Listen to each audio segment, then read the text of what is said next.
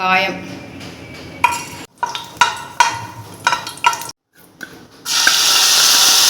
ഉലുവ ഇട്ട് കഴിഞ്ഞ് ഇത് വറ്റൽ മുളക് ഇട്ടു. ഇതെല്ലാം നമുക്ക് ചതച്ചെടുക്കാം. ഇനി കുറച്ച് കടുക് ഇടുന്നുണ്ട്.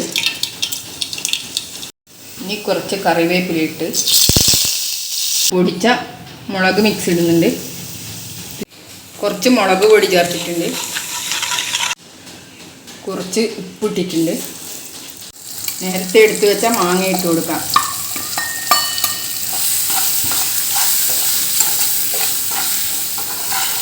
ഇനി ഇത് നന്നായി മിക്സാക്കാം.